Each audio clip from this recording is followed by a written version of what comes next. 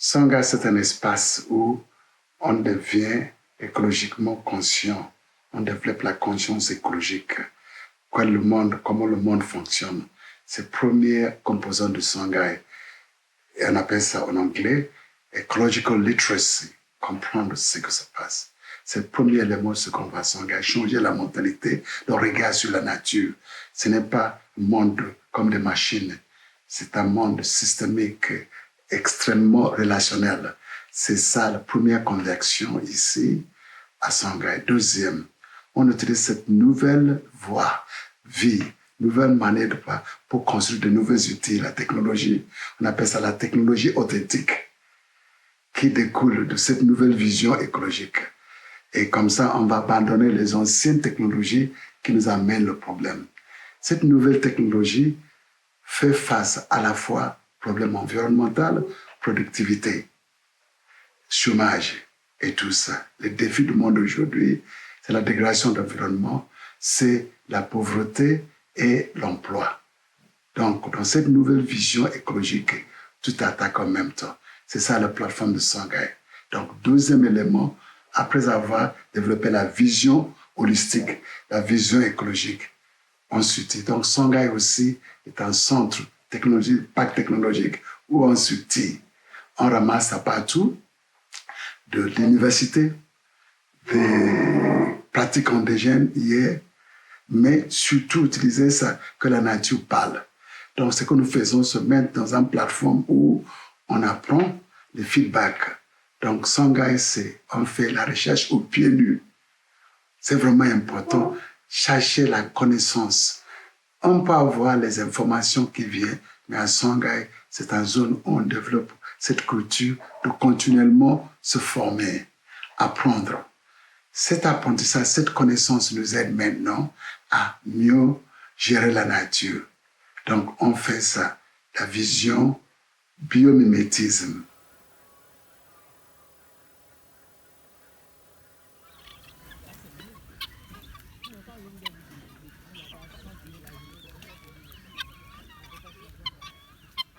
Quand on connaît comment la nature se fonctionne, on va danser avec la nature.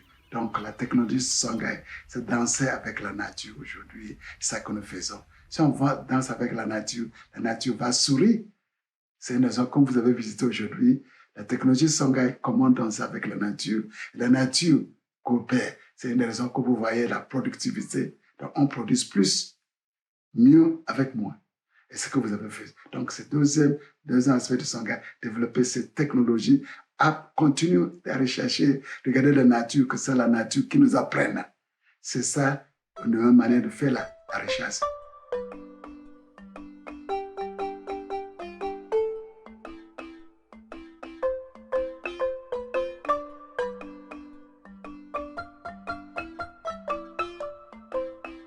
Sangha, c'est une communauté de chercheurs, autrement, où on est humble, passer de bio-arrogance, homo-arrogance, au biomimétisme. Quand on regarde la nature, donc avec le feedback, on commence à apprendre plus comment la nature fonctionne. Donc déjà, on voit que le fonctionnement de la nature, c'est relationnel, c'est l'intégration. Où Sangha, c'est un projet intégré. Donc le cadre de cette recherche, c'est reconnaître la connectivité partout, qui est cadre de notre recherche aujourd'hui, cherche les relationnels, comment on crée les synergies. Ce n'est pas un monde découpé mécanique. Passer de vision cartésienne, newtonienne, une vision plus écologique, plus relationnelle et tout ça. Et c'est ça la base, qu'on développe les nouveaux outils qui alignent avec cette vision.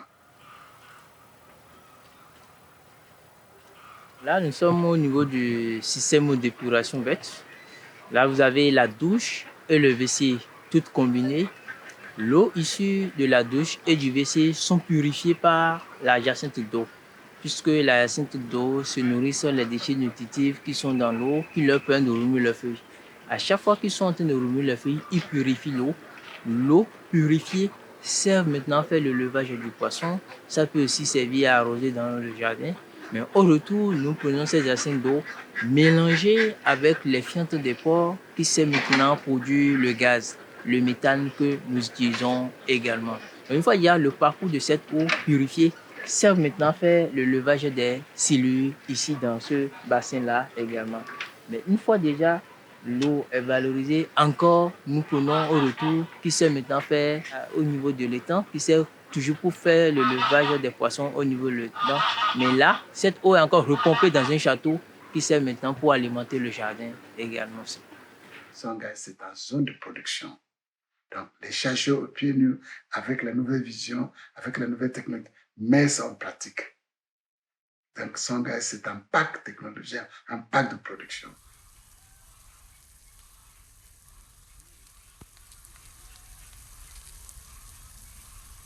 Songhai est devenu un centre d'excellence pour l'Afrique et pour l'Afrique de l'Ouest.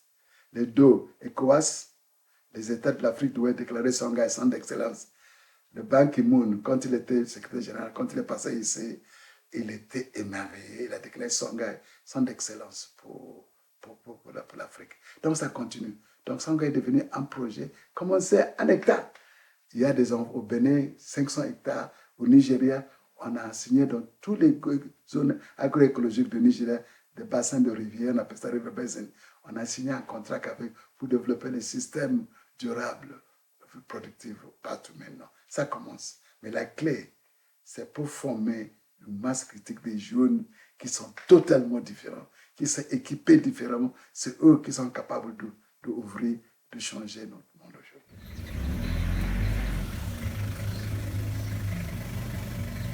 Il y a 3 pôles. Production primaire, intégrée. Vous avez la pisciculture, vous avez l'élevage, vous avez la production animale, tout intégré. Les déchets d'une section deviennent les intrants. On appelle ça ZERI. En anglais, Zero Emission Research, Zero PET. Il n'y a pas de choses. C'est comme ça la nature. Passer de l'agriculture, on va à l'industrie. Vous avez vu l'industrie là. L'Afrique exporte la richesse, importe la pauvreté. On a changé ça. L'Afrique apporte des cocos, on amène encore plus fort. Comme en Suisse, là, vous prenez le coco, vous donnez des Suisses, chocolate Suisse, encore là. Mais ici, Songhai produit des cacao, on le transforme ici, on le commercialise. Si vous mangez notre chocolat, glace de chocolat extraordinaire. Donc, on produit ici, on transforme ici, on le commercialise ici. Donc, vous voyez. Et c'est ça le modèle que nous voulons faire. Donner les valeurs ajoutées au lieu d'exporter. Comme ça, la richesse reste dans la communauté. Ça devient le pouvoir. L'Africain qui exporte tout paie son pouvoir. Comme je dis, on exporte la richesse, on importe la pauvreté. Imaginez que nous faisons l'élevage de poules seulement. Tu vas aller loin, chercher, fauter ici. Les déchets, qu'est-ce que tu vas faire avec ça? Donc, ça devient beaucoup d'élevages, ils sont tellement mauvais. Mais vous êtes passé aujourd'hui, il n'y a pas l'odeur, parce que tout est recyclé. Et c'est ça l'efficacité, c'est ça la base de durabilité. Et chaque jour, Songhai est plus productive et plus durable. Et la terre est plus fertile chaque jour. Au lieu de créer l'entropie, on crée la syntropie. C'est comme ça. C'est ça le bénéfice de l'intégration, du biomimétisme. Et c'est présent ici. Ce n'est pas difficile de voir. Et c'est ces cadres qui forment les nouveaux. Ça constitue des pôles d'incubation. Donc les gens qui finissent la formation ici sortent avec de nouvelles visions, de nouvelles technologies, de nouvelles passions. Et c'est intéressant que Songhai est rapide aujourd'hui.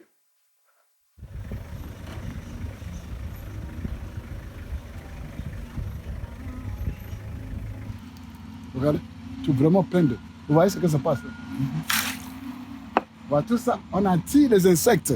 Les moucherons viennent ici, sinon ils vont nous attaquer. All the mosquitoes, all the sunflies. Instead of biting us, because this is richer for them than our blood. This one now, integration, this is a sweet potato or Chinese water green. Après l'épuration verte, on est vraiment riche. Donc, ils vont encore manger ça. À la fin, le tige, on va le piler, on va encore tirer là.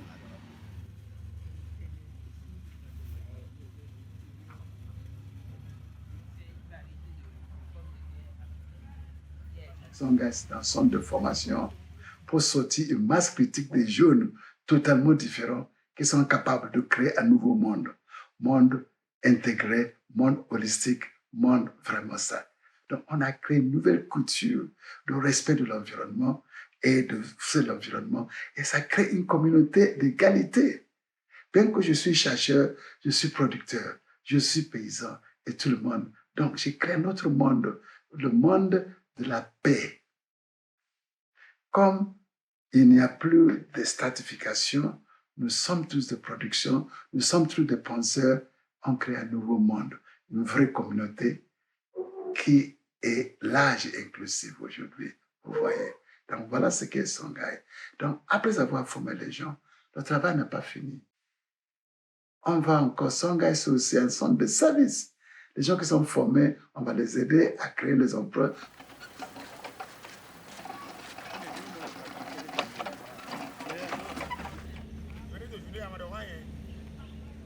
Capital environnemental. L'Afrique est le plus riche du monde.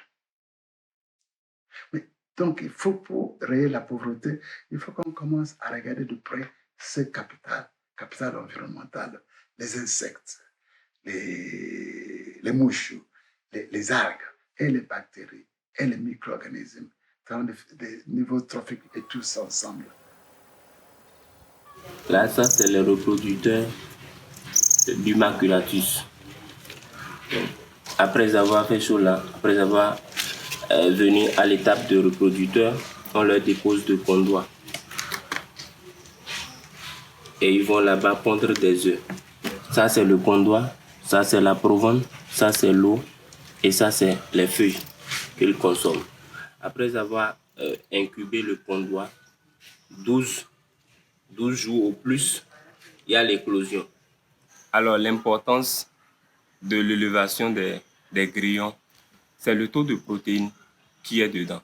C'est ça qui est très important. C'est un taux de 70% de protéines, ce qui est énorme par rapport aux poissons, par rapport à la viande. La poudre de grillon, c'est bon pour les femmes enceintes, les bébés. Écologiquement, il y a trop d'avantages dedans par rapport à... Prenons l'exemple des aliments. Les grillons consomment moins, très peu d'aliments, et ils sont capables de transformer ces aliments en protéines. Ils n'ont pas besoin, leur alimentation n'a pas besoin d'être tellement riche en protéines avant qu'ils puissent transformer ces aliments en protéines. Donc c'est ça qui est capital, très important. Donc c'est moins coûteux par rapport aux aliments. Donc je fais le tour de l'Afrique au début de 80. J'ai fait Afrique de l'Est, Afrique de l'Ouest, Sud. J'étais bouleversé par la richesse de l'Afrique. Donc, je ne peux pas comprendre pourquoi l'Afrique extrêmement riche est devenue pauvre. C'est ça le commencement de Songhai, pour montrer aux Africains la richesse de la culture, la richesse du sol, la richesse du climat. Et le projet Songhai, c'est le retour à l'Afrique pour redécouvrir sa force, pour créer une civilisation qui est authentique, qui est durable aujourd'hui. Donc, ça a commencé à l'université. En tant que jeune professeur, j'ai dit non. Ma place est revenue dans mon continent d'origine. Je suis venu ici avec un hectare, avec 6 personnes. On a commencé à construire, à développer l'agroécologie fondamentale liée. Donc, non seulement l'agriculture pas de départ, mais le projet Songhai n'est pas un projet agricole, c'est un projet de la société, comme vous avez vu. C'est l'agriculture, l'industrie et les services, les 3 unités de l'économie aujourd'hui. Et c'est ça que nous faisons. Et c'est ça qu'on commence à voir. Ici, encore petit, c'est partout maintenant. Nous avons des centaines de jeunes qui sont appris ça, qui ont approprié ça. Et c'est fait plaisir de le voir.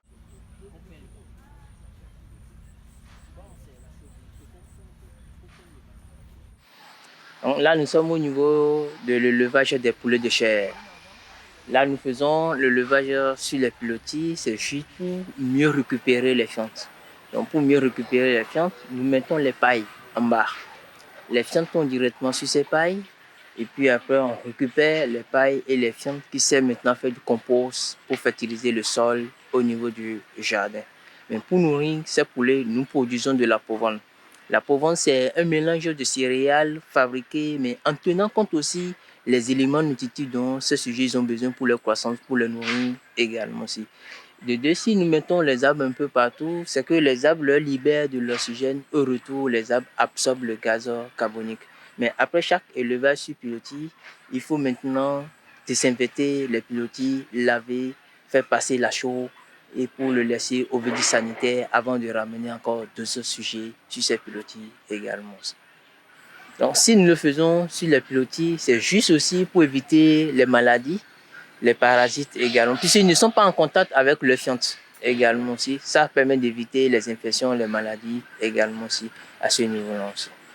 Là, ça permet aussi de montrer aux élèves qui sont en formation, quand ils finissent leur formation, ils auront la possibilité de les reproduire à mon coût pour leur propre installation.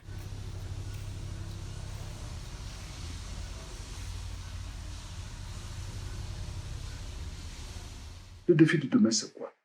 La population, surtout en Afrique, monte.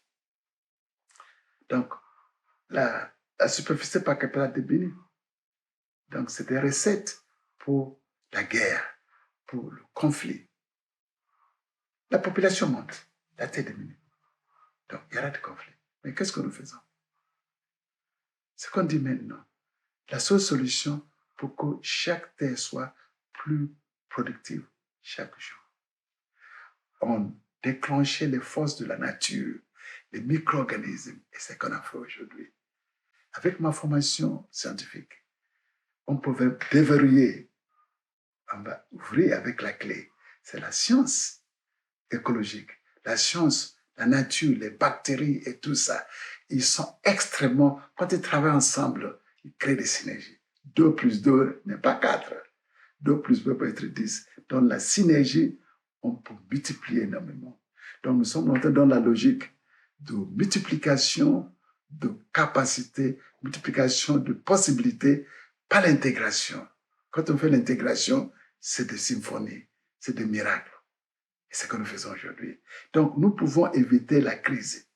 On faisait l'agriculture intégrée qui rend que la terre, même que ce soit petit, pour produire 4 fois, 6 fois, on faisait travailler en synergie des micro-organismes, la terre, les insectes et tout ça ensemble, et l'homme, on crée la synergie. C'est un projet africain qui devient un modèle d'agroécologie. Comme vous avez vu, on produit plus.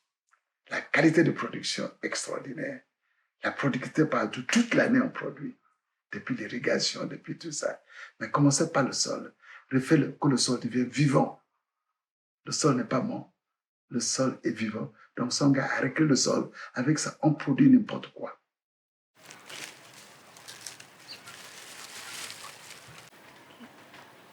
Sans odeur, d'accord? Qui a l'odeur du sol dans un forêt, l'odeur de l'humus. Le compostage, c'est un endroit où nous recevons les matières organiques de différentes unités au sein Songhai ici. Donc notre système intégré nous permet d'avoir toutes les matières premières dont nous disposons. Le jardin nous envoie les herbes indésirables, les fruits gâtés, bien les fruits non mûrs. La production animale m'envoie les fientes, la litière. Je reçois de la transformation, la cendre, les plumes, les cartons, tout ce qui est biodégradable. C'est ça que nous valorisons ici afin d'obtenir le compost. Et nous suivons un processus. D'abord, nous sommes en phase ici d'un compostage aérobie, c'est-à-dire un compostage à l'air libre, en présence d'oxygène. Donc, pour faire le compost, qu'est-ce que nous faisons? D'abord, nous faisons un cercle. Comme vous voyez le tas ici, nous faisons un cercle. Et le diamètre du cercle ne doit pas dépasser 3 mètres. Donc, c'est inférieur ou égal à 3 mètres. Et la première couche que nous mettons dans ce cercle, c'est la matière d'origine végétale.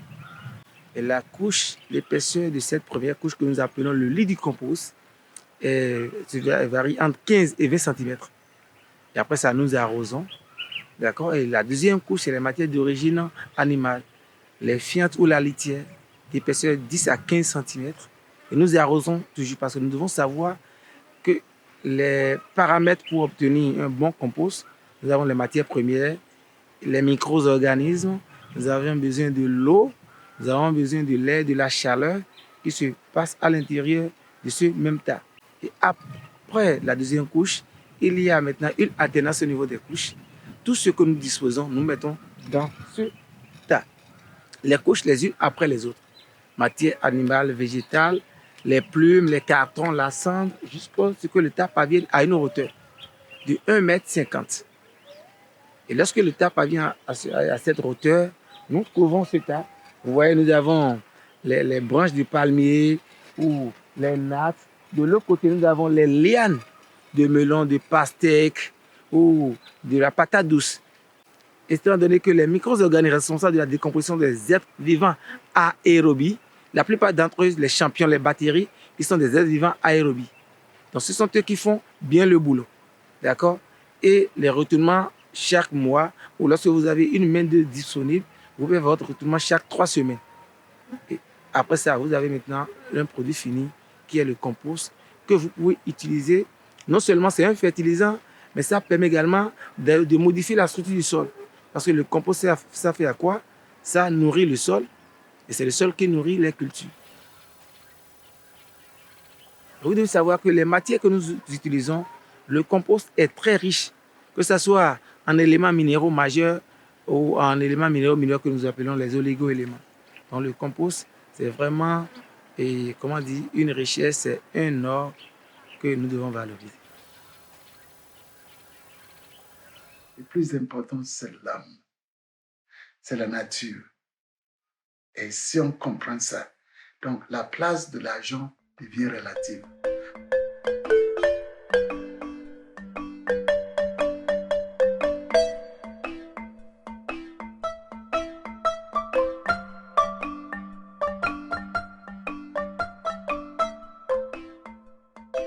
L'histoire recourt à l'histoire. Si vous regardez la civilisation africaine, pour montrer que l'Afrique connaissait des grandes civilisations, vous venez de passer de Mali. C'était l'Empire Ghana autour de Mauritanie avant, ou au fond du fleuve Niger, l'Égypte, l'Afrique. Donc la civilisation, c'est le fleuve Sénégal, c'est l'ancienne Ghana. Le fleuve Niger, c'est Songhai. Donc autour de ça, nous avons des grandes civilisations qui pesaient. Quel est l'emblème du Songhai? C'est l'aigle. L'aigle, c'est un oiseau qui peut voir de loin, vision. Donc l'Empire Songhai, l'emblème était l'aigle. L'aigle peut voir 3 km, 5 km. Mais non seulement qu'il voit, l'aigle a une force de frappe et va aller. Donc je cherche 2 éléments, valeur, vision et courage, force de frappe. Donc c'est une raison que j'ai choisi Songhai comme emblème, comme le signe de la Renaissance africaine, avec 2 valeurs de la vision et d'action courageuse. Si on peut mettre ensemble, l'Afrique faut relever.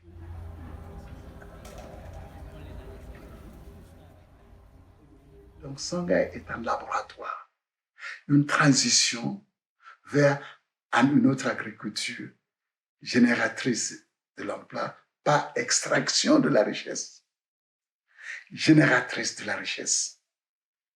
Beaucoup de richesses sont extraites. Quand on fait l'extraction, on laisse la pourriture. Voilà.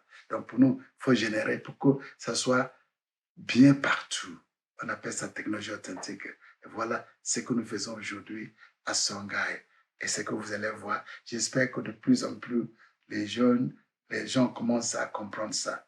C'est une raison ici, attention de formation, parce que c'est avec l'homme, la femme, qu'on peut aller partout. Donc, le corps de Songhai, c'est former une masse critique des jeunes qui vont aller au Mali, qui vont aller même en Suisse, qui vont aller partout pour répliquer ça, pour commencer à parler de ça. Et notre manière, c'est concret, vous voyez, ce n'est pas des conférences. Aussi, l'autre manière de faire la formation universitaire. La formation universitaire, c'est trop élitiste. Mais à Songhai, on fait ça. Donc, les chercheurs deviennent les producteurs. Les producteurs deviennent les chercheurs. C'est un monde beaucoup plus à l'aise, un monde de la paix. Voilà ce que nous faisons à Songhai.